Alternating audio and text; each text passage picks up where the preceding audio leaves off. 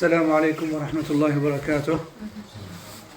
بسم الله الرحمن الرحيم.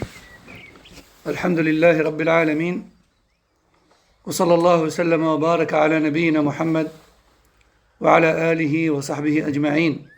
أما بعد، فنسأل الله الإخلاص في الأقوال والأعمال، فإنه لا خير إلا مع الإخلاص، ولا شر إلا مع الرياء والسمعة. نسأل الله العافية والسلامة. إذن, on avait commencé donc le résumé de la description de la prière du prophète sallallahu alayhi wa sallam, écrit par Cheikh Al-Albani rahimahullah ta'ala. La semaine dernière, on a vu ensemble ce qui concerne la direction de la Qibla, tout comme on a vu ensemble ce qui concerne la position debout, et on avait vu d'ailleurs que c'était un pilier. Ça veut dire quoi quand on dit que c'est un pilier? Ça veut dire qu'il faut obligatoirement le faire, et qu'on en est déchargé que si on a une excuse valable au regard de l'islam, pas une excuse valable à notre regard à nous. Non, mais parce que c'est vrai, il y a des personnes qui se trouvent des excuses et qui les valident elles-mêmes, selon ce qu'elles pensent. Mais al-udr, oui, c'est vrai, il y a une règle qui dit ad-darurat tubihu al-mahdurat, les nécessités, les situations de nécessité autorisent les interdits de base, mais il y a aussi une autre règle qui est ad-darurat tuqaddaru biqadariha. La nécessité doit être déterminée comme telle sur base de preuves. Et maintenant de la religion. Éloignez-vous. Donc, la nécessité, c'est parce que nous, on considère comme telle. C'est ce qu'Allah Azza wa Jal a considéré comme tel. Donc, on a vu la position debout. Par la même occasion, Cheikh Al-Albani rahimahullah nous a parlé de la prière dans le bateau et dans l'avion. On a vu aussi que dans les prières surérogatoires qui durent, telles que la prière nocturne, on peut très bien joindre entre la position debout et assise.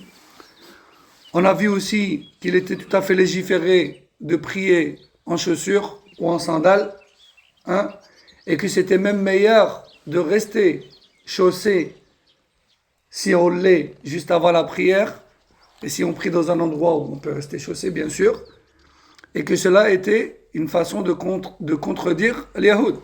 Parce que le Rasul sallallahu alayhi wa sallam a dit, les Yahoud ne prient pas en chaussures, faites-le donc.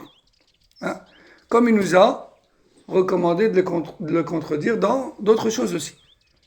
Que ce soit dans le lihya, ou dans le fait de teindre la barbe, etc. On a vu aussi sutra, donc l'obstacle que l'on met devant soi dans la salat. Et on est arrivé à tahrim as-salat ila al-qubur, donc l'interdiction formelle en islam de prier en direction des tombes. Cheikh Al-Albani rahimahullah nous dit, il est strictement interdit de prier vers les tombes, de manière générale, que ce soit des tombes de prophètes ou moins nobles. Donc si déjà c'est interdit devant une tombe de prophète, tout le reste des gens qui sont forcément plus bas placés, c'est encore plus interdit.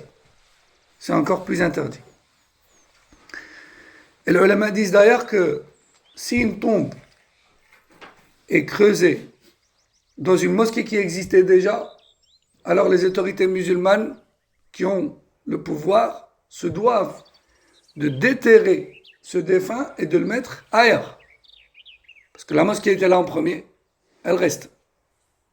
Par contre, si la mosquée a été construite au-dessus de la tombe, alors les lieux appartiennent aux défunts. La tombe reste et la mosquée est détruite. Ça, c'est la règle. Et il est strictement interdit de prier dans une mosquée où il y a une tombe. Ça, il faut savoir. Et ce, par Sadd al-Dhari'ah. On appelle ça Sadd al-Dhari'ah. Ça veut dire quoi? Ça veut dire que c'est une interdiction, non pas pour la prière en elle-même, mais pour ce vers quoi ça peut mener un jour, de fil en aiguille, de génération en génération, à savoir la vénération de la tombe en question. Alors, il se pourrait qu'une personne se dise, mais pourtant la tombe du prophète sallallahu alayhi wa sallam, elle est dans sa mosquée. Aujourd'hui, malheureusement, et ce depuis Dawla al-Abbasiyya, me semble-t-il, oui, les murs ont été prolongés et du coup, la maison d'Aïcha radhiyallahu anha, dans laquelle il est construit, sont venus se coller au mur de la mosquée. Certes. Mais premièrement, la parole d'Allah et son messager priment sur ce que les hommes font. Hein? Donc, quand bien même, le prophète sallallahu alayhi wa sallam a interdit de prier en direction d'une tombe, ou de prier dans un lieu où il y a une tombe, ou de s'asseoir sur les tombes, ou d'écrire sur les tombes, ou d'illuminer les tombes, et tout ce qui va avec les tombes. Tout ce qui mène au fait de les surconsidérer. Deuxièmement, cette extension des murs n'a pas été validée par les savants de la Sunna. C'est un calife qui a fait cela à un moment donné de l'histoire et qui a cru bien faire, qu'Allah lui pardonne, car la mosquée elle était toujours agrandissable, je ne sais pas si on peut dire ça, mais elle était extensible à l'avant, à l'arrière et à droite, hein, c'est-à-dire vers l'ouest, mais elle n'était pas à gauche.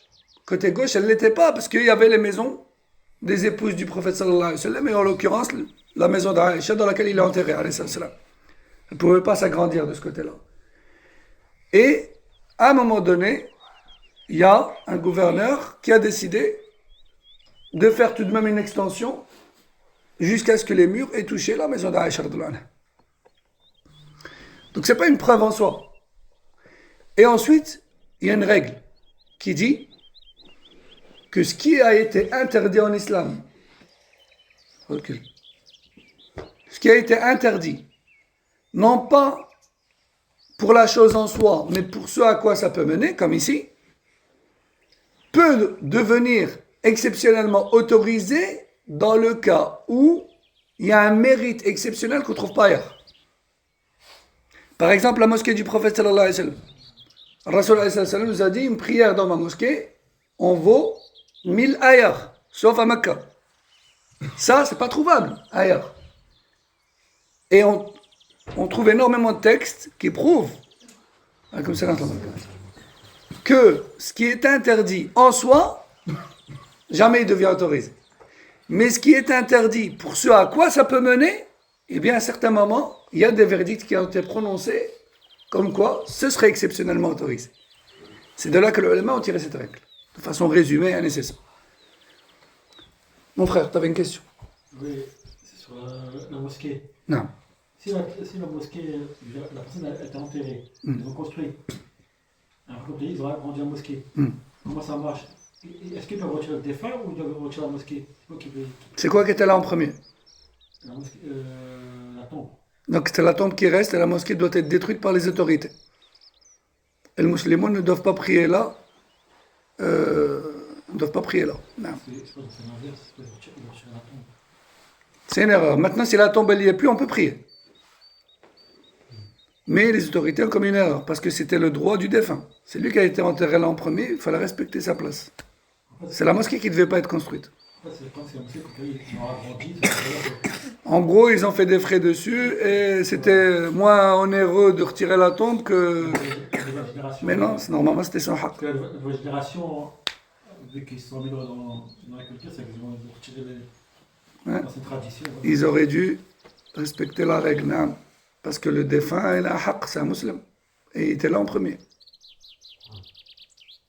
Mais si c'est mis en même temps? Dans ce cas-là, les savants et les gouverneurs décident. C'est eux qui réfléchissent à la question. Donc, ça c'était concernant les tombes. Pourquoi j'ai répondu à la question de Médine? Parce que beaucoup de gens se posent la question et ils se disent, mais attends, moi j'étais à la Umrah et j'ai vu que la mosquée justement de notre prophète est dans la mosquée. La tombe du prophète est dans la mosquée. Jamais à l'époque des 4 califes, la tombe elle était dans la mosquée. Ni même après eux. À l'époque des Omeyyades, pareil. Tous les gouverneurs des Omeyyades étaient sur Sunnah. Tous. C'est seulement après, à l'époque des gouverneurs de l'Abbasiyya, Abbaside, comme ils disent en français, et c'est lors du 7e gouverneur que ça a commencé à dévier lorsqu'il a été impacté par le Mu'tazila. Il s'est fait convaincre par le Mu'tazila. C'est là que ça a commencé à dévier. Mais sinon, avant lui, tous les gouverneurs et les autorités musulmanes étaient sur la sunna. Il n'y avait pas ce genre de choses. C'est bien après que ça a fait son apparition. Al-Muhim. On va s'arrêter là, je vais fermer la parenthèse, sinon on va se retrouver dans un cours d'histoire. Donc, interdiction de prier vers une tombe, et expressément à côté d'une tombe, ou dans un lieu où il y a une tombe. Voilà, on ne prie pas dans un lieu où il y a une tombe, car le Rasul sallallahu alayhi wa sallam a interdit cela de manière générale, quand bien même la tombe, c'est celle d'un prophète, ou qui sais-je d'autre. Ensuite, Cheikh Al-Albani, rahmahullah, nous dit qu'il est strictement interdit de passer devant quelqu'un qui prie. Il est interdit de prier, de passer devant quelqu'un qui prie. Cheikh Al-Albani, rahmahullah, il dit, même dans la mosquée de la Mecque. Pourquoi il précise ça? Parce qu'il y a un deuxième avis qui dit que dans la mosquée de la Mecque, cette interdiction ne compte pas. Une divergence sur l'autorisation ou pas de passer devant une prière dans la mosquée de la Mecque, là où il y a la Kaaba.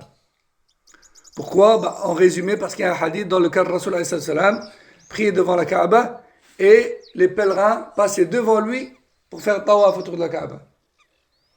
Et de là, certains ulama ont dit, ce hadith prouve que dans la mosquée de la Mecque, c'est pas grave. Et d'autres ont dit, ce hadith, la chaîne de ce hadith, elle est douteuse. Tout simplement. Cheikh Al-Albani, rahmallah, lui dit, non, la chaîne du hadith, elle n'est pas douteuse. Elle est valable, elle est valide. Mais, lui, il dit, c'est pas parce que dans ce hadith-là, le compagnon qui rapporte les faits n'a pas stipulé le détail d'une sutra qu'il avait devant lui le jour-là, que ça veut dire forcément que c'est permis. Et en gros, Cheikh Al-Albani, c'est comme s'il disait, mais peut-être qu'il y avait une sutra, mais que le compagnon n'a pas fait attention, ou il ne s'est pas focalisé là-dessus. Peut-être que pour lui, c'était évident qu'il fallait mettre une sutra devant soi, et lui, il s'est surtout concentré sur les pèlerins qui passaient devant lui, qui étaient devant son regard. Hein? On a compris? En gros, Cheikh Al-Albani, il dit on ne peut pas se baser sur ce qui est sur ce qui pourrait être déduit, alors qu'on a d'autres hadiths qui prouvent clairement qu'il faut prendre une sutra. Et en gros, qu'est-ce qui nous dit que ce jour-là, il n'avait pas une sutra, mais que les compagnons, il ne l'a pas cité? On a compris? C'est ça que ça veut dire. Mais la majorité des ulama, malgré ça, disent qu'on peut se baser là-dessus pour dire que la sutra, c'est recommandé, non pas obligatoire. Et parmi ces ulama, on a les 4 imams. Malik, Ahmed, Abu Hanifa, Shafi'i. Mais s'il y a du monde, tu peux passer, non? Oui, ça, on peut se retrouver dans une situation extrême, effectivement. Alors là, la majorité des savants, ils vont dire, c'est pas grave, t'avais pas le choix. Et d'autres, ils vont dire, oh mais t'es sûr, t'as bien regardé. Ah d'accord. Mais tu peux te retrouver. Si t'as vraiment pas le choix de passer, tu passes. Oui, si t'as pas le choix, t'as pas le choix. Tu peux te retrouver dans des situations extrêmes où t'as aucun passage, et ça peut durer très longtemps. Et je peux rester là coincé pendant longtemps. Ouais, ça peut arriver. Mais nous, on reste sur les règles de base, juste de savoir que, en tant que musulman, on ne passe pas devant quelqu'un qui prie. Sauf s'il a une sutra devant lui, un mur ou quelque chose d'autre, on passe derrière. Et s'il n'a pas de sutra devant lui, on passe derrière le point de prosternation où il pose sa tête au sol. Hein? C'est par exemple, moi je prie ici, et que ma tête, je la pose sur la ligne jaune qui est devant moi. Si tu passes derrière la ligne jaune, tout va bien. Mais si tu passes sur la ligne jaune et moi, là ça va pas. C'est un mur invisible. Un peu comme ça. Et Rasul sallallahu alayhi wa sallam a dit, celui qui passe, il est meilleur pour celui qui passe devant un prieur d'attendre 70 plutôt que de passer. Certains savants ont dit 70 ans, d'autres ont dit 70 jours. Le compagnon n'a pas précisé 70 quoi. Mais le mohem, 70. Même si c'est 70 heures, c'est déjà énorme. C'est mieux auprès d'Allah de rester et d'attendre 70 plutôt que de passer. Allez, ça veut dire qu'il y a une menace derrière. Ça veut dire qu'il y a une menace derrière. Alors là, encore une fois, la majorité des savants, ils vont dire, non, il a voulu dire entre le point prosternation et ses pieds. Et d'autres, ils vont dire, non, il a voulu dire entre la sutra et lui. On a compris? Ça dépend si le savant qui parle, il est d'avis que la sutra est obligatoire ou recommandée. Dans tous les cas, c'est mieux de s'éloigner de la menace. Et de passer bien devant lui, comme ça on n'est pas dans la menace. Cheikh Al-Albani rahimahullah nous dit, il est interdit de passer devant le prieur s'il a devant lui une sutra. Et il n'y a pas de différence entre la mosquée de la Mecque ou autre. Toutes les mosquées sont pareilles. Car le prophète sallallahu alayhi wa sallam a dit de manière générale, si celui qui passe devant le prieur savait ce qu'il encourt comme menace, c'était pas 70 mais plutôt 40. Non. Il aurait été meilleur pour lui d'attendre 40 plutôt que de passer. Non. Et Cheikh Al-Albani précise, c'est-à-dire passer devant lui et le point de prosternation. Et le point de prosternation. Taïb. Cheikh Al-Albani rahimahullah nous dit ensuite,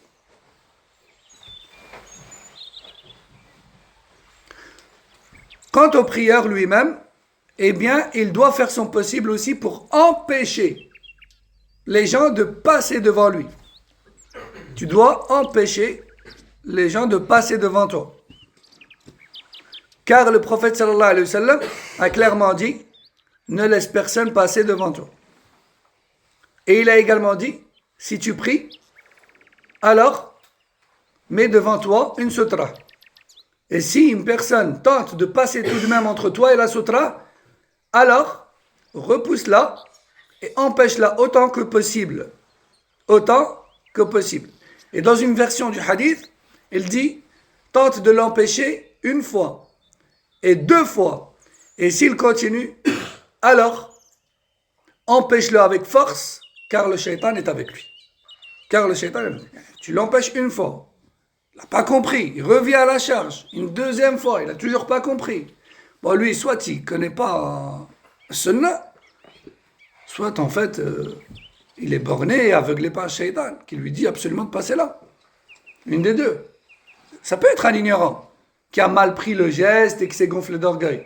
Mais dans tous les cas, le shaitan est derrière.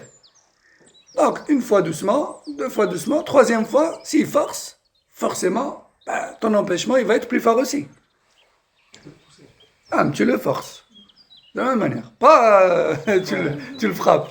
Mais puisque lui, il force le passage, forcément, tu vas devoir forcer toi aussi l'empêchement. Et si maintenant, il a réussi à pousser ton bras et il est passé, toi, tu continues à prier. Et lui, il a le péché. Mais toi, tu as fait ce que le professeur t'a ordonné. Ça s'arrête là. Taï. Ensuite, Cheikh Al-Albani rahimahullah va nous parler du fait de marcher vers l'avant pour empêcher le passage de la personne. On est le fait de faire un pas ou plus vers l'avant pour empêcher le passage de la personne.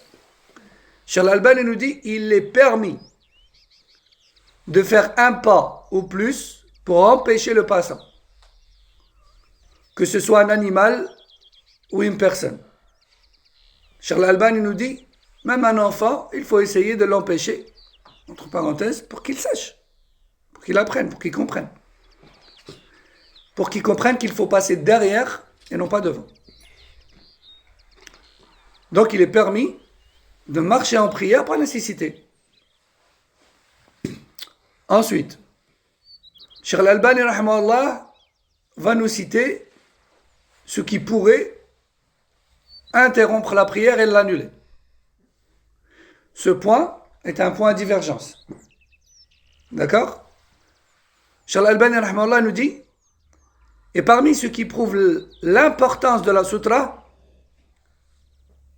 on a le fait que le Rasoul sallallahu alayhi wa sallam nous ait informé que le passage de la fille pubère ainsi que de l'âne et du chien noir annule la prière.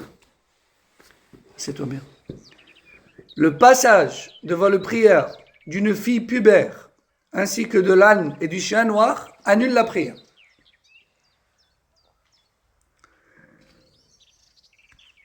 Ce hadith, il est authentique. Mais encore une fois, les ulama ont divergé dans son interprétation. La majorité des savants, eux, sont d'avis que ce hadith veut dire que ce passage diminue la valeur de la prière sans l'annuler. Puisqu'ils disent, vous voyez dans les autres hadiths, il y a des gens qui sont passés devant lui. Et parmi les gens, il y a des femmes pubères. Et d'autres savants disent non. Le passage de ces trois choses-là annule vraiment la prière. Cheikh Al-Albani, rahmallah, lui, il est d'avis que ça annule la prière. Yani la personne, elle recommence. Non. Taïb. Ensuite, Cheikh Al-Albani, rahmallah, nous parle de an-niyya, l'intention dans la prière. Et il dit, il faut absolument que tu aies dans ta prière l'intention adéquate à la prière en cours. Et l'intention, elle se formule dans le cœur. Il n'y a pas à la prononcer. On en a déjà parlé plusieurs fois, l'intention, c'est une chose naturelle qui se forme dans le cœur. Et tu n'as pas besoin de te concentrer dessus ou de te le répéter, et encore moins de le prononcer. Hein? Quand tu as vu que c'était bientôt le Maghrib, et que tu t'es levé, tu as fait le wudu, tu t'es habillé, tu es sorti de chez toi tout à l'heure, ben forcément, c'était pour venir prier le Maghrib. Pas besoin de te le répéter, ou de le dire, ou de le prononcer, ou autre. C'est évident. Donc, Cheikh Al-Albani nous dit, l'intention se forme ou se formule dans le cœur. Comme le fait que c'est la prière de Dhuhr, ou bien de l'Asr, ou bien la nafila, ou bien le respect d'une condition ou d'un pilier de la prière. Quant au fait de prononcer l'intention, eh bien c'est une innovation religieuse, contraire à la sunna. Et personne parmi les quatre imams, ni leurs suiveurs, n'ont dit qu'il fallait prononcer la niyya. Mais ça n'existe pas, ça. Et si on prend les ouvrages des quatre écoles juridiques, Maliki, Shafi'i, Al-Ahnaf, Shafi'i, Al-Hanabila, on ne trouve pas qu'il faut prononcer la niyya. On ne trouve pas ça. Et il y a un tas de choses qui se sont propagées dans notre Ummah, dans sa pratique religieuse, qu'on ne trouve pas dans les ouvrages des imams. Pourtant, c'est des choses propagées, des choses connues de tous. Exemple, lire Al-Fatiha dans un contrat de mariage. Ça, c'est une bid'a. Heureusement, ça annule pas le mariage dans lequel ça a été lu. Heureusement, sinon, la plupart des gens ne seraient pas vraiment mariés. Mais c'est une bid'a. Ça diminue sa valeur et ça encourt un péché pour celui qui l'a fait en connaissance de cause. Mais la lecture de l'Fatiha dans un mariage, ben ça, c'est stipulé nulle part. Nulle part. C'est un ijtihad que nos ancêtres ont eu il y a quelques siècles en arrière, en se disant, bah, le Fatiha c'est un dua, et comme c'est bien de faire le dua, et comme c'est la meilleure surah, bon, bah, on va lire le Fatiha. Alors du coup, bah, le mariage, on lit le Fatiha. Décès, on lit le Fatiha. Enterrement, on lit le Fatiha. Quelqu'un est en train d'agoniser, on lit le Fatiha. On s'est rassemblés pour manger ensemble, on lit le Fatiha. Il reste plus que je me réveille, je lis le Fatiha. Je m'endors, je lis le Fatiha. Et ainsi de suite. Et on remplace tous les du'a par le Fatiha. Et comme ça, on a fait le meilleur du'a partout. Non, c'est contraire à la sunna. Ça. D'accord? Donc, prononcer niyya, c'est une chose qui existe quand même pas mal, mais c'est contraire à la sunna. C'est pas la sunna. Et aucun des quatre imams n'a dit ça. Ensuite, al-takbir. Donc khalas, maintenant se diriger vers la Qibla. On a veillé à ce qu'on prie dans un endroit où il n'y a pas de tombe. On a pris une sutra devant nous. On a la bonne intention de la prière en cours. Tout va bien. Maintenant, on va commencer la prière. At-takbir. At-takbir, la prononciation du takbir. Cheikh Al-Albani nous dit, la prière commence par le takbir. Allahu Akbar. Et ce takbir est un pilier. Laisse-lui. Ce takbir est un pilier. Ça veut dire quoi? Ça veut dire qu'on doit le faire. Et on ne peut pas se dire, bon, c'est pas grave, allez, je passe direct à la Fatiha. Non, on doit dire Allahu Akbar. Et c'est le takbir qu'il faut, pas autre chose. Je ne peux pas dire Allahu A'zam. Allah est plus puissant. Allahu Arham. Allah est plus miséricordieux. Non. Allahu Akbar. C'est ça le pilier. At-takbir. D'accord?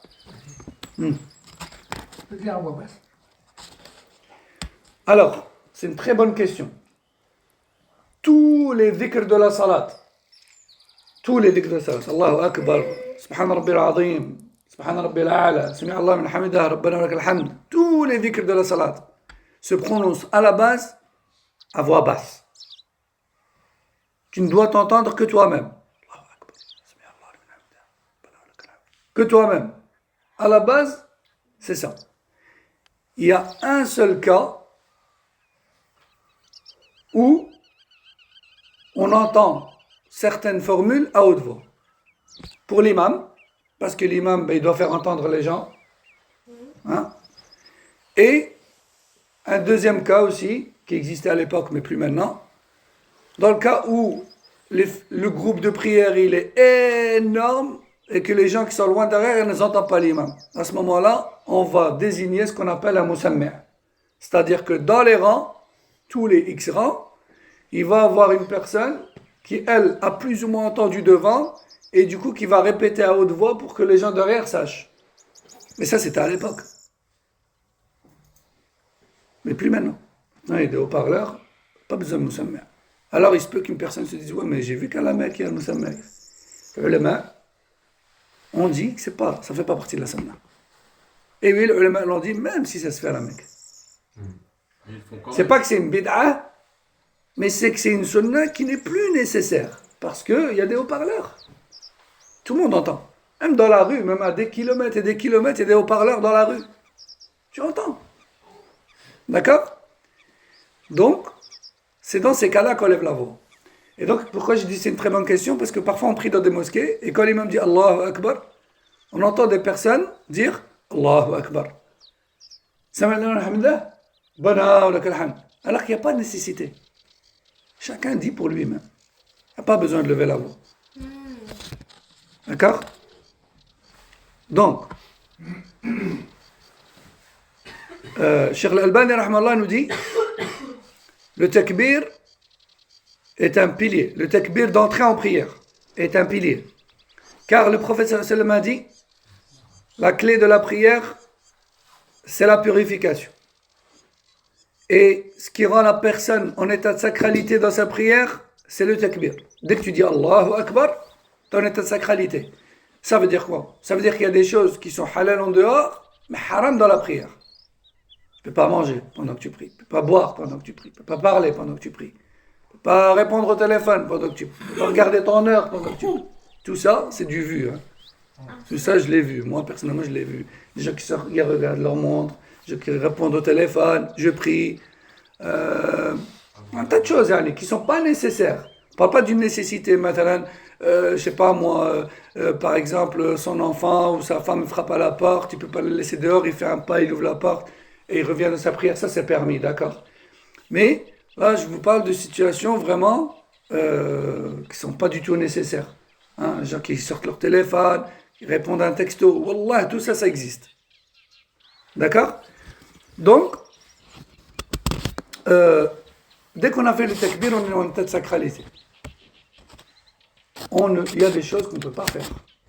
Manger, boire, rigoler, tout ce qui va avec. Et le prophète sallam dit, et ce qui nous fait ressortir de l'état de sacralisation de la salat, c'est le taslim. Une fois que tu as dit salam alaykum wa rahmatullah, salam wa rahmatullah, khalas, là tu peux reparler, etc. Dans la prière, non. D'accord? Cheikh Al-Albani nous dit, on ne lève pas la voix dans le takbir dans toutes les prières, sauf si on est imam. Sauf si on dirige une prière. C'est pas imam zama, un imam officiel. Non, sauf si on dirige un groupe. Même si tu es à la maison et que tu diriges la prière avec ta mère, tes frères et sœurs, ben c'est toi l'imam. Dans ce contexte-là. Donc toi, tu lèves la voix pour leur faire savoir. Hein? Quand ils sont prosternés au sol, ben peut-être qu'ils t'ont pas entendu te lever. Donc tu dis Allahu Akbar. Comme ça, ils savent qu'il faut se lever. Etc. Il est permis à ce que le mu'adhin répète les takbirs après l'imam pour faire entendre aux gens dans le cas où cela est nécessaire. Comme lorsque l'imam est malade, il n'a pas de voix ou il ne peut pas crier fort. Ou lorsque l'imam, eh bien, sa voix, elle n'est pas portante. Et que les fidèles derrière sont très nombreux, comme on a dit. Et c'est d'ailleurs, autre parenthèse, encore un petit fait de l'histoire, hein, architecturale musulmane d'ailleurs. C'est pour cette raison que les anciennes mosquées sont équipées de coupoles.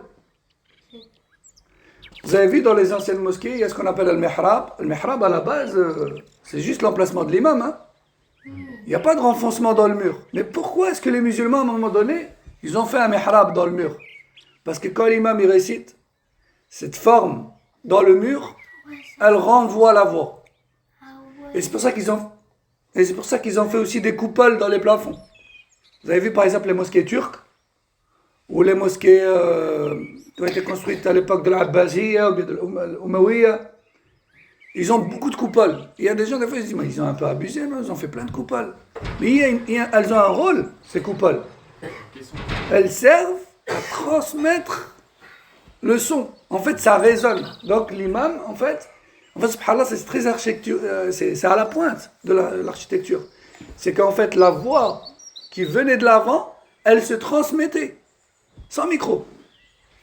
C'est à ça que ça servait. Maintenant, on pourrait effectivement se dire, ouais, mais est-ce qu'aujourd'hui c'est nécessaire? Allahu a'lam. Personnellement, j'ai pas vraiment vu la question posée, si c'est concernant les minarets. On sait que certains savants comme Cheikh Al-Albani ils sont contre les minarets. Ils disent les minarets, ça ne fait pas partie de la sunna. Le Rasul sallallahu alayhi wa sallam n'a pas fait construire de minarets, d'autant plus qu'aujourd'hui on a des haut-parleurs et tout. Bah, c'est pas vraiment utile. D'autres savants vont dire que ça fait partie de l'architecture, ça fait pas partie de ta'abbud. On n'adore pas Allah en faisant des minarets ou des murs. Ça fait partie de l'architecture et de la culture musulmane, c'est tout. Allah non. C'est ce qui est déjà arrivé, par exemple, on fait la prière en groupe, mais dehors. Et donc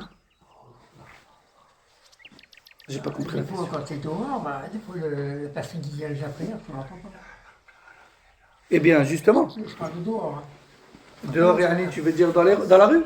Non, oui, c'est déjà arrivé ça. C'est pour ça que la condition, c'est pour ça que la condition pour pouvoir rejoindre un groupe qui s'étend jusqu'à l'extérieur de la mosquée, c'est de voir les derniers rangs.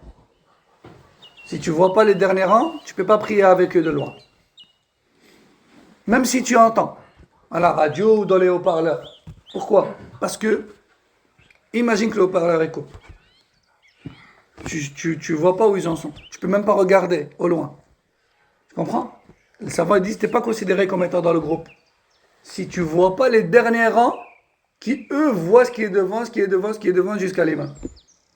Tu ne peux pas par exemple venir dans une rue te dire bon ben là dans le virage à gauche il y a une mosquée. Ben, j'entends un peu, allez je prie d'ici. Je prie de chez moi, de devant chez moi, devant ma maison. Non, tu peux pas. Tu n'es pas considéré dans le groupe. Tu es considéré devant chez toi. Tu n'es pas dans le groupe. Je parlais simplement, c'est quand il y a des fêtes religieuses, il y a beaucoup de monde. Des fois, Il n'y a pas de mal. On est amené À prier dehors. C'est pas grave. Tant qu'on voit les rangs devant nous, voilà. qui suivent en temps et en heure la prière, c'est pas grave, même si tu es à l'extérieur. Il n'y a pas de texte qui dit qu'on est dans l'obligation de se trouver dans les murs à l'intérieur de la mosquée. Sauf dans le cas où la mosquée est vide. Si la mosquée est vide et que toi tu pries dans la rue devant, ben tu es dans la rue. C'est pas dans la mosquée. Mais si elle est remplie, il n'y a pas de mal. Ah. Ensuite, Abdallah, viens t'asseoir ici. Dépêche-toi. Dépêche-toi.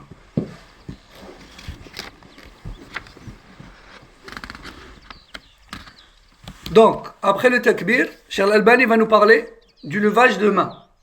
Le levage de main. Cheikh Al-Albani nous dit, il y a 3 manières de lever les mains lors du takbir dans la sunna. Pour faire simple, soit tu lèves les mains en même temps que le takbir, Allahu Akbar, soit tu lèves les mains juste avant ou juste après. Pas le choix, juste avant, en même temps, juste après. D'accord? Donc juste avant, ça donne Allahu Akbar. En même temps, Allahu Akbar. Et juste après, tu dis Allahu Akbar. Et puis seulement tu lèves les mains. Les 3 sont possibles à rapporter dans la sunna. Le takbir, lui, c'est un pilier. Dans tous les cas, tu dois le faire. Le lavage de main, lui, c'est une sunna. C'est une recommandation. Tu le fais juste avant, ou en même temps, ou juste après le takbir. Les mains doivent être levées, si on fait cette sunna, tendues. Pas comme ça. Il y a des gens, ils font comme ça. On dirait qu'ils tirent sur une barre. Non, on tend les mains. D'accord? Et les paumes vers la qibla. Pas vers le sol. On voit des gens, on dirait leurs bras, ils sont lourds. Il fait ça. Non, on lève les mains. Parce que ce geste-là, il signifie je laisse la dunya derrière moi. Je me dirige vers Allah. C'est ça que ça veut dire. Et le fait de faire preuve de fainéantise en faisant ça, il y a même une créature, une personne qui te demande de faire quelque chose et que tu fais en traînant la patte, déjà c'est un manque de respect envers elle. Que dire de ton créateur subhanahu wa ta'ala? T'arrives devant lui et tu fais ça. Et alors après, il penche dans sa prière comme ça. On dirait il va s'endormir. On dirait en gros, allez vite que ça passe. Non. Tiens correctement devant Allah. Donc les doigts tendus, d'accord? Pas forcément les doigts fermés. Hein? Les doigts, on les laisse comme ils sont. Mais on ouvre la main. La paume vers la Kaaba, vers la Qibla. Cheikh Al-Albani nous dit, et quant à la hauteur du levage de main, eh bien là on a le choix. De temps en temps, on le fait au niveau des épaules et de temps en temps au niveau des oreilles. Les deux sont rapportés. Parfois là et parfois là. D'accord? Alors on a des gens qui rentrent dans des waswas, qui commencent à millimétrer. Ouais, peut-être je dois ouvrir un peu plus, je dois fermer un peu moins. Non, il n'y a pas tout ça. Il n'y a pas tout ça. T'as vu quand tu prends un enfant et que tu lui dis lève tes mains au niveau de tes oreilles, il fait ça. Il commence pas à se poser la question j'ouvre, je ferme, non. C'est tu mets tes mains au niveau des oreilles, c'est tout. Comme ça vient. Peu importe l'ouverture. Après, faut pas abuser non plus. Hein. On voit des gens, ils font comme ça. Non. Faut pas non plus. Tu lèves les mains, les doigts ils sont bien tendus. Allahu Akbar, tout s'arrête là. Au niveau des épaules, au niveau des oreilles. D'accord? Taïb. Je précise parce que, wallah, on a beaucoup de nos frères et de nos sœurs qui sont touchés par le wasabas et qui rentrent dans des trucs comme ça. Alors il vaudrait mieux se concentrer sur le ilm. C'est quoi sunnah? Par rapport à telle ou telle chose, des choses sur lesquelles Allah et son messager ont insisté. Plutôt que d'écouter Shaitan, de se focaliser sur des trucs qui sont insignifiants pour justement te détourner de l'essentiel. Hein? Comme lorsqu'on parle de l'wudu, lorsqu'on parle maintenant des mains, lorsqu'on parle de niya. Pourquoi Shaitan il te perturbe avec ça? Pour que tu t'intéresses pas à autre chose. Pour que tu n'apprennes pas l'ilm, pour que tu te rapproches pas d'Allah. Tu restes là-dedans, reste là-dedans. T'es sûr, t'as bien ouvert tes mains, t'as bien fermé, t'as bien levé, t'as bien truc. Non, c'est pas important ça. Taïb. Cheikh Al-Albani, rahimahullah, nous dit, ensuite, on dépose les mains sur la poitrine, sur le sol, sur le Ok. sur le torse, enfin. sur le torse. On dépose la main droite sur la main gauche. Le tout sur le torse.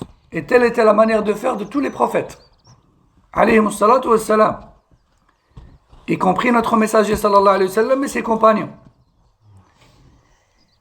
Il n'est donc pas permis, Cheikh Al-Albani dit, il n'est donc pas permis de relâcher les bras le long du corps dans la prière. D'accord? Mais encore une fois, et pourquoi je vais préciser cette parenthèse? Pour éviter un mauvais comportement de notre part dû à une mauvaise compréhension, il ne faut pas aller attraper les gens qui prient les bras le long du corps et leur dire vous êtes en train de faire le haram ou vous êtes égaré et votre prière n'est pas bonne. Ça, ce point-là, c'est un sujet de divergence. Dans le sens où la majorité des imams disent que la position des mains, c'est une sunna sur la poitrine. Hein? Donc, si tu ne les mets pas sur la poitrine, bah, tu as délaissé une sunna. Et tu as raté une occasion de prendre des hasanats. Et très peu d'entre eux sont d'avis que tu as délaissé une obligation et donc tu as fait un péché. Cheikh Al-Albani, rahmahullah, lui, il y a des sujets dans lesquels, eh bien, il a des avis un peu spécifiques.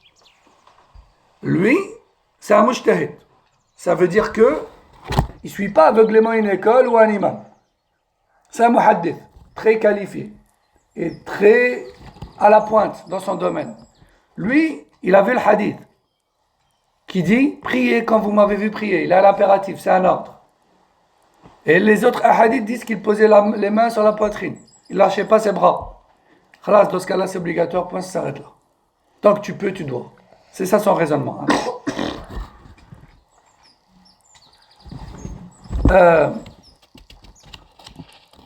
Et du coup, il faut savoir aussi que d'autres imams, eux, sont d'avis qu'il n'y a pas de hadith qui disent que tu dois obligatoirement mettre tes mains sur la poitrine. Et que si tu ne les mets pas, tu as un péché. Et entre les deux avis, il y a une différence. Et cette divergence-là, elle est due à un point qui est dans Usul al-Fiqh, dans les fondements de la jurisprudence. Et ce point s'appelle ما فعله النبي صلى الله عليه وسلم ولم يأمر به أهو واجب أم سنة. Ce que le prophète sallallahu alayhi wa sallam a fait, il a fait dans ses actes, il a fait l'action, mais il ne l'a jamais ordonné verbalement. Il y a plein de choses qu'il a faites, mais il n'a pas dit faites. Hein? Et la salat, elle est principalement basée sur le hadith qu'on appelle hadith al-musi' salatah, le hadith de celui qui avait mal prié. Comment on connaît tous ces détails-là en fait? Parce que un jour, un homme a mal prié et le Rasul sallallahu alayhi wa sallam l'a repris, il lui a expliqué fais comme ça, fais comme ça, fais comme ça, fais comme ça. C'est pour ça qu'on a ces détails-là. Et dans les détails de ce hadith-là, qui est authentique, le Rasul sallallahu alayhi wa sallam, il n'y a pas ce détail-là dans le hadith. On n'a pas le détail qui dit mets tes mains sur la poitrine. C'est pour ça que la majorité des imams sont d'avis que les mains sur la poitrine c'est une sunna, pas une obligation. Ça annule pas la prière si on ne le fait pas. D'accord? Cheikh Al-Albani, lui, on a compris son raisonnement, il reste sur l'apparent des textes dans ça. Tandis que le reste des imams disent non, il faut en prendre en compte tout, et on voit bien que dans les autres hadiths, il ne l'a pas ordonné et il n'a pas invalidé la prière dans laquelle il n'y a pas ça. Donc c'est une sunna. Ok? Mais, vous voyez, Cheikh Al-Albani, il dit quoi? Il dit clairement il n'est pas permis de lâcher les bras le long du corps. Et ça, c'est précis. Ça veut dire ce que ça veut dire. Ça veut dire que pour lui, celui qui laisse les bras le long du corps dans la prière alors qu'il aurait pu les mettre sur la poitrine, il a commis quoi? Un péché. Alors, je pense qu'il y avait d'abord une question par là, tu disais? En fait, si on se relève du... Record? Ouais. On était obligé quand même de mettre les mains ici avant d'être en soujoud. Tu peux faire les deux. D'accord? Ça peut arriver que tu as mal au bras. Si tu as mal au bras au point où ça te gêne de le mettre sur la poitrine, tu les relâches, le temps de te reposer. Ah oui, mais c'est pas tout le temps. Ça arrive à l'imam Malik. Ça arrive à l'imam Malik C'est l'histoire qui a été rapportée dans son livre Mudawwana, enfin le livre de ses élèves. Et c'est sur ça que les Malikites se basent pour dire on prit les bras, la relâché. Alors, l'imam Malik, il était blessé. C'est pour ça qu'il a pris ce jour-là les bras relâchés. Et dans son Muwatta, il a bien cité le hadith, mettez les mains sur la poitrine. Car nous, les prophètes, il nous a été ordonné de mettre les mains sur la poitrine. Non. Mais t'as une distance. Du coup, c'est au nombril à. Oui, non, effectivement. Mais on ne va pas rentrer dans autant de détails parce qu'on va rester sur le titre du livre, à savoir le résumé. Tu vois? Parce que sinon. Et en plus de ça, on risque de malheureusement perturber aussi ceux qui sont touchés par le waswas. Tu vois, il va commencer à millimétrer aussi la hauteur de ses mains par rapport à sa poitrine, son estomac, etc. Ça peut poser problème. Donc restons sur la base.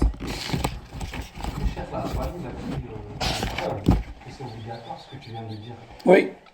Que Allah a ordonné les prophètes de mettre. Oui, il se base là-dessus aussi, non. C'est un autre hadith, ça. C'est un autre hadith encore, non. Les autres savants disent quoi sur celui-là? يعملون بالجمع بين النصوص يجمعون بين النصوص et quand ils citent tous les hadiths et les textes qui racontent comment le Rasul sallallahu alayhi wa sallam priait, comment les plus grands sahaba, les plus grands ulama sahaba priaient, comment les imams après eux priaient, quand ils rassemblent tout, ils se rendent compte qu'au final, on voit clairement qu'ils ne considéraient pas ça comme une obligation qui annulerait la prière sans délaisse. Tu vois?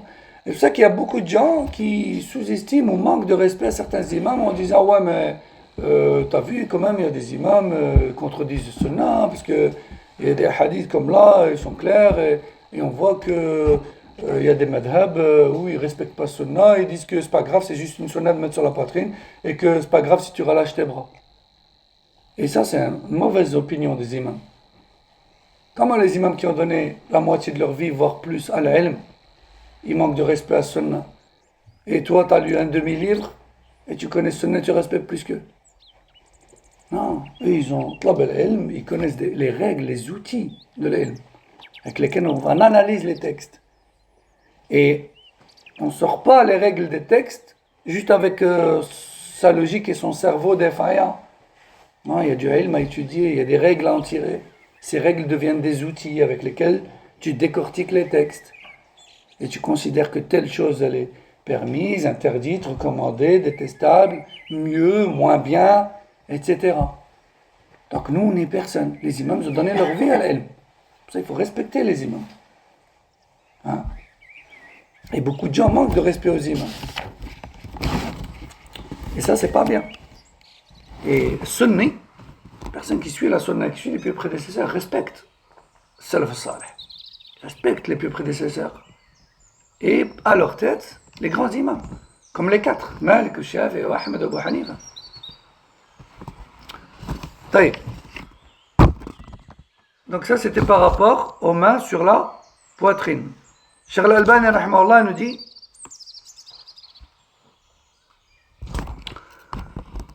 on dépose la paume de la main droite sur le dos de la main gauche, le tout sur la poitrine.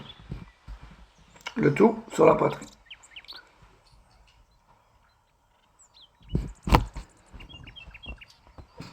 Et on peut également saisir le poignet gauche avec la main droite. D'accord? Donc Cheikh Al-Albani ici nous cite deux positions. Comme ça. Et en réalité, il y en a plusieurs. Oui, comme ça. Le poignet gauche, tu l'attrapes avec ta main droite. Et tu déposes sur ta poitrine. Ça, c'est une sunna. La main droite sur la main gauche, sur la poitrine. Ça aussi, c'est une sunna. Et il y a une troisième position aussi, qui est authentiquement rapportée. La même, donc la main droite sur la main gauche, mais on avance un petit peu la droite sur l'avant-bras gauche. Ça veut dire qu'en fait, la main droite, elle est sur le poignet gauche. Ça aussi, c'est une position rapportée dans la sunna. Donc là, on en a appris trois, ça. Superposé, la main droite un peu avancée, et le poignet gauche saisi. On en a appris trois. Il y en a d'autres, certes moins authentiques, mais il y en a d'autres. C'est pour ça que quand on voit quelqu'un faire autre chose que ça, la première chose à faire, c'est de vérifier, ou de demander poliment. Pas de l'attaquer. Parce que peut-être qu'il l'a vu quelque part, même si c'est moins authentique, c'est peut-être qu'il l'a vu quelque part. Et tu vas peut-être manquer de respect a du ilm. D'accord? Mais en tout cas, ce que Cheikh Al-Albani cite dans ses livres, ce sont ces trois positions-là, superposées, légèrement avancées, et le poignet droit, le poignet gauche saisi par la droite. Le tout sur la poitrine.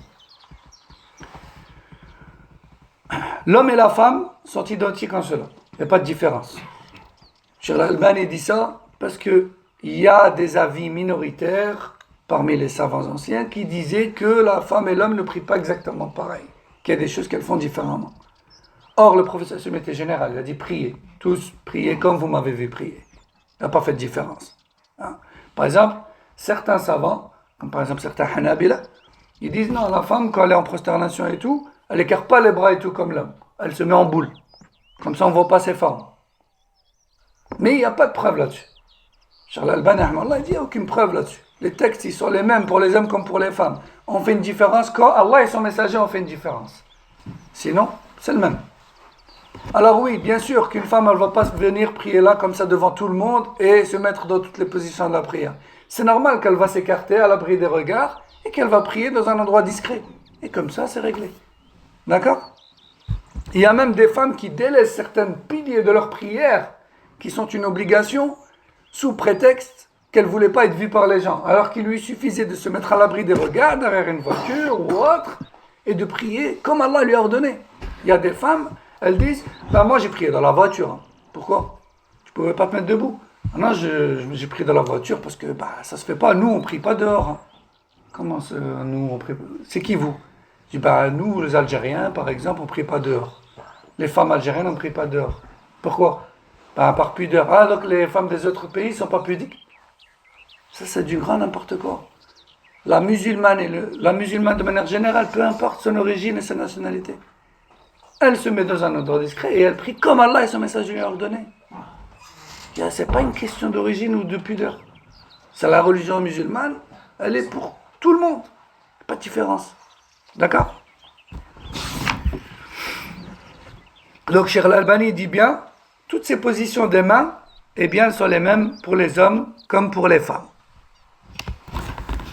Ensuite, il n'est pas permis en pleine prière de déposer les mains sur les hanches. Vous allez me dire, on n'a jamais vu ça. Que tu l'aies vu ou non, il y a des hadiths qui l'interdisent. Allah a interdit de mettre les mains sur les hanches en prière. Cherche pas le pourquoi du comment. Si un jour, tu es dans une situation où tu as envie de mettre les mains sur les hanches, ou que tu vois quelqu'un mettre les mains sur les hanches, tu comprendras l'utilité de ce hadith.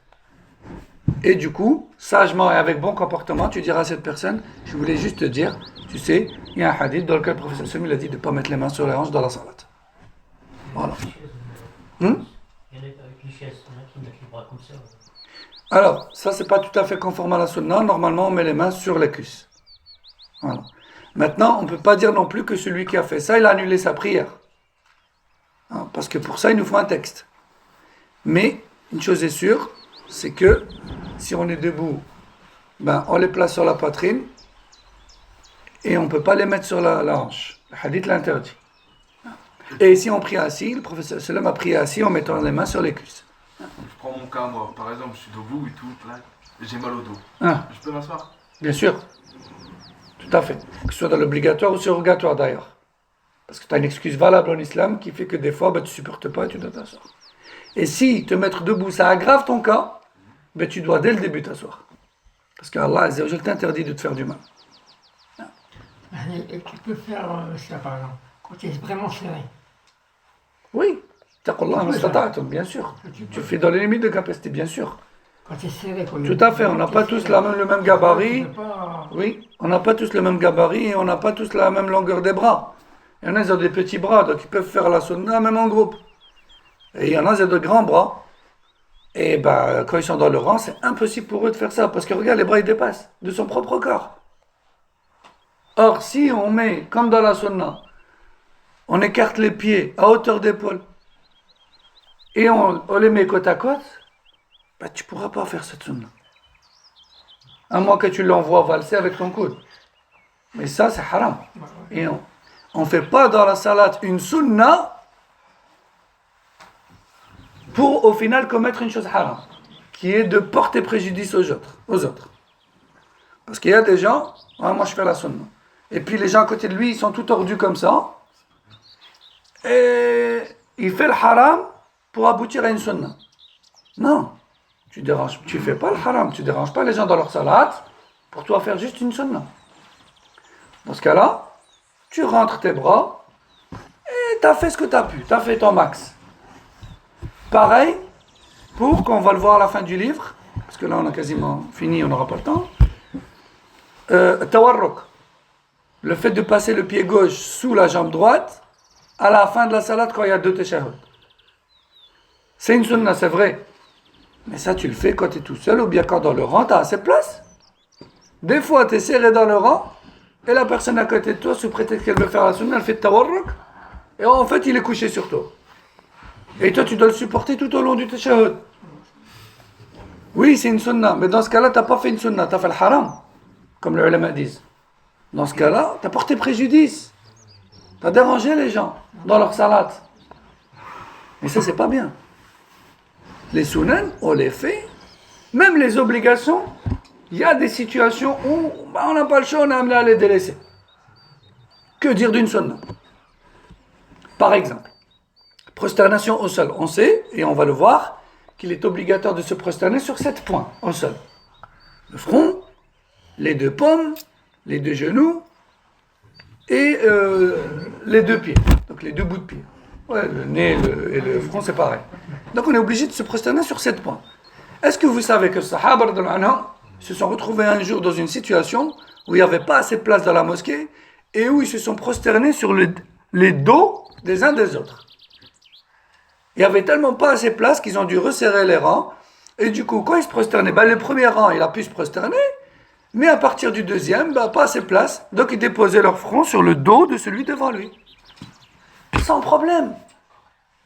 Alhamdulillah. Où est le problème? Fattakullah mastata'tum. Craignez Allah et obéissez-lui dans les limites de vos capacités, il n'y a pas de problème. Sahaba l'ont fait. Aujourd'hui, si tu lui dis fais ça, il va te dire comment ça? C'est une salade ça? Bah oui, Sahaba ils ont fait une salade. Et c'est les meilleurs des salades. Faites par les meilleurs des gens. Et le Rasul sallam les a approuvés là-dedans. On est mieux qu'eux. Qui on est nous? Qui on est nous pour sous-estimer Sunna et critiquer Sunna? Qui? Là on a délaissé ils ont délaissé une obligation, on est d'accord ou pas? Qui est la prosternation au sol, à la base. Pour une raison valable. Donc là ils ont délaissé une obligation de base par nécessité. Ils ont prosterné quand même. Et ils se sont prosternés quand même. Mais ils ne se sont pas prosternés au sol, parce qu'à la base c'est au sol. Ouais, on est d'accord? C'est encore exceptionnel, c'est pas... Oui, non, mais c'est une obligation, ça fait partie de l'obligation. Ouais, voilà. Hein, on est d'accord. Là maintenant, on a la place. Est-ce que je peux me prosterner sur ton dos alors que j'ai le sol? Non. Voilà. Ça fait partie de l'obligation. La règle dit. C'est comme prier debout, tu vois. Non, mais la règle dit, ce qui ne peut être accompli, ce qui est indispensable pour accomplir l'obligatoire est également obligatoire. On est d'accord? Donc là, pour faire le sujoud, à la base, on est obligé de se mettre au sol. Donc, se mettre au sol est obligatoire pour pouvoir faire un sujoud, à la base. Là, c'est pareil. Comme ils ne pouvaient pas, ils ont délaissé le sol. Ils se sont mis sur le dos de l'autre. Que dire d'une sunna? Comme le tawarruk, ou comme le fait de superposer la droite sur la gauche sur la poitrine. Hein? Parfois, subhanallah, il y en a, ils ne réfléchissent pas. Il est couché sur l'autre il est tordu, plein de douleur dans son tashahhud, et si l'imam il tarde dans le tashahhud, miskin, hein? Il va presque verser une larme de douleur, et lui, tu lui dis, qu'est-ce que tu fais? C'est la sunna. Oui, c'est la sunna, et on respecte la sunna. Mais la sunna, quand elle te mène à faire le haram comme ça, c'est plus une sunna. Pareil pour les bras. On a ça comme ça, et ceux à côté de lui, ils sont tordus. Non, c'est pas bien. D'accord? Je termine le chapitre rapidement. Donc on a dit, on ne peut pas déposer les mains sur les hanches. On va terminer avec al-khushu' wa al-nadr ila mawdi' al-sujud. Donc, dans la prière, il faut être khashi'. Khashi', c'est quoi? C'est faire preuve d'humilité. Faire preuve d'humilité, c'est le fait de rester immobile dans sa prière. De rester immobile et d'être concentré dans sa prière. On regarde où dans la prière? Déjà, le minimum obligatoire, c'est de regarder devant soi. Tout le monde est d'accord pour ça. Tous les imams sont d'accord sur ça. On ne regarde pas à gauche à droite, on regarde devant soi. Et mieux encore, comme a dit Ibn Abbas dans son tafsir concernant le verset Alladhina hum fi salatihim khashi'un, dans Sourate Al-Mu'minun. Quand Allah dit, en décrivant les croyants, ce sont ceux qui, dans leur prière, font preuve d'humilité. Ibn Abbas a dit, ils regardent le point de prosternation. Pour ça, Cheikh Al-Albani ici dit, la sunna et le mieux, c'est de regarder le point de prosternation. D'accord? Maintenant, on pourrait se dire, ouais, mais juste avant, tu as dit regarder devant soi. Ça veut dire qu'en priant, je peux regarder devant moi? Eh bien oui. En priant, la personne qui prie et qui regarde droit devant elle, on ne peut pas dire que sa prière est invalide. Hein? Premièrement, parce qu'on n'a pas de texte qui interdit cela. Et deuxièmement, parce qu'on a des textes qui prouvent que le Rasul sallallahu alayhi wa sallam regardait droit devant lui. Lesquels? Notamment le hadith dans lequel il a prié. Le prophète sallallahu alayhi wa sallam s'est mis derrière un homme pour prier. Hein? Il a prié pour ce temps. Il a prié derrière un homme. Mais cet homme, il avait une tunique multicolore. Elle était lignée avec plusieurs couleurs. Et à la fin de la salat, Allah lui a dit, tu m'as perturbé dans ma salat. Tu ne devrais pas porter un vêtement avec autant de couleurs. Est-ce qu'il a dit, j'aurais pas dû regarder devant moi, j'aurais dû regarder au sol? Non. Est-ce qu'il lui a dit, t'aurais pas dû te mettre devant moi? Non.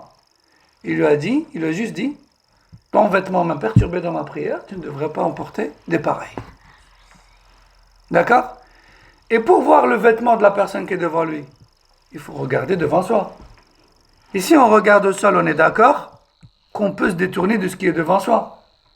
Eh bien, ce type de hadith et d'autres prouvent que le Rasul sallallahu alayhi wa sallam regardait parfois devant lui. D'accord? Et le hadith d'Ibn Abbas, la parole d'Ibn Abbas qui dit regarder le point de prosternation, il fait allusion à une recommandation. En guise de tafsir du verset Alladhina hum fi salatihim khashi'un. Allah a décrit les croyants en disant ils sont humbles dans leur salat. Ibn Abbas a dit, c'est-à-dire ils regardent au sol. Et c'est vrai, quand tu te tiens, même entre créatures, quand tu te tiens devant une personne qui te parle, par exemple, tu la regardes dans les yeux. Ou bien, elle te parle et tu regardes au sol. Est-ce que c'est le même niveau de respect? C'est pas le même niveau de respect, on est d'accord. Quand tu la regardes dans les yeux, ça ne veut pas dire que tu lui manques de respect, mais quand même tu la respectes moins que si tu regardais au sol. Hein? Mais ça c'est entre créatures. Que dire pour le créateur, subhanahu wa ta'ala, wa lillahi al-mathal a'la. Il n'y a aucune ressemblance entre les créatures et le créateur. D'accord? Donc c'est mieux de regarder au sol, mais si on voit un jour quelqu'un prier en regardant droit devant lui, est-ce qu'on lui dit ta prière est nulle? Non, on ne lui dit pas ta prière est nulle. Mais on lui dit, si on peut, c'est mieux mon frère que tu regardes au sol. C'est mieux.